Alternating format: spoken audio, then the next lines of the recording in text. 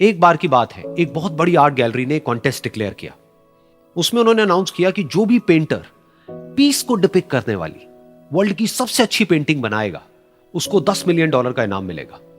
यह बात पूरी दुनिया में फैल गई और पूरी दुनिया से हजारों पेंटर्स ने अपनी अपनी पेंटिंग भेजी उस कॉन्टेस्ट में पार्टिसिपेट करने के लिए। उन हजारों पेंटिंग्स में से जो इस कॉन्टेस्ट के जजेस थे, उन्होंने फाइनली 100 पेंटिंग्स को शॉर्टलिस्ट किया और उन 100 पेंटिंग्स की एक एग्जीबिशन लगाई।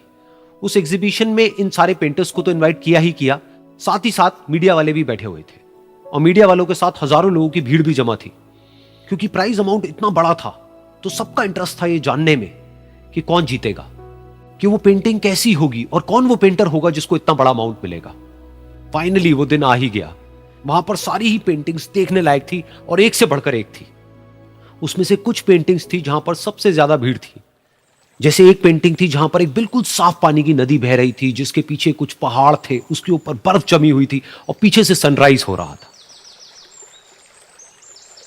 एक और पेंटिंग थी जहां पर पेंटर ने पीस को डिपिक्ट किया था फुल मून नाइट के थ्रू, यानी कि एक बिल्कुल पीसफुल लेक थी जिसका पानी बिल्कुल स्टिल था, इतना स्टिल कि उसके अंदर आप रिफ्लेक्शन देख सकते थे आसपास में जो भी कुछ था उसका, बिल्कुल एक मिरर की तरह। और बिल्कुल डार्क आसमान में कुछ तारे चमक रहे थे और एक चांद चमक रहा था।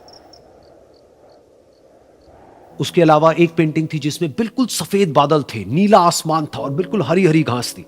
यानी कि सारी ही पेंटिंग्स ऐसी जिसको देख करके ही मन शांत हो जाए।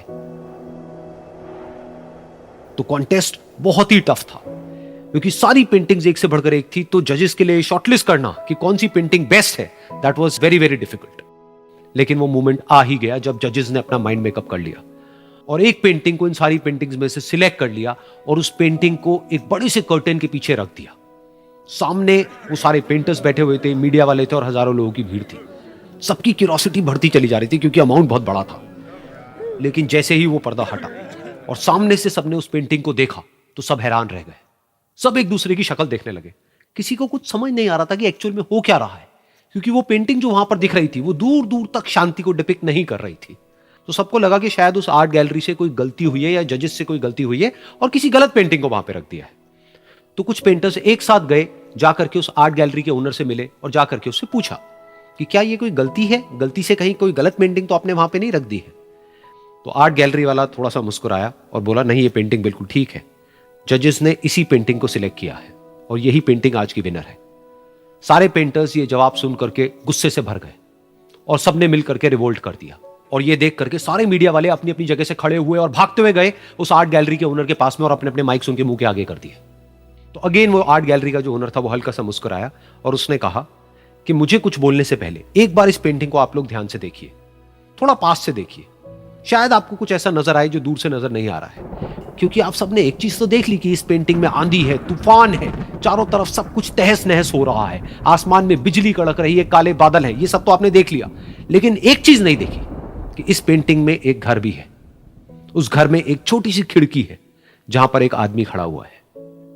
ध्यान से जाकर के देखिए, वो जो आदमी खड़ा हुआ है और बाहर देख रहा है उस घर से, उसके चेहरे पर कोई डर नहीं है, बल्कि एक हल्की सी मुस्कान है, एक ठहराव है, एक सुकून है।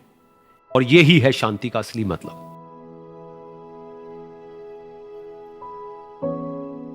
यानी कि शांति का मतलब यह नहीं है कि हमारे बाहर सब कुछ शांत है और फिर हम शांत हैं, क्योंकि वो टेम्पररी है।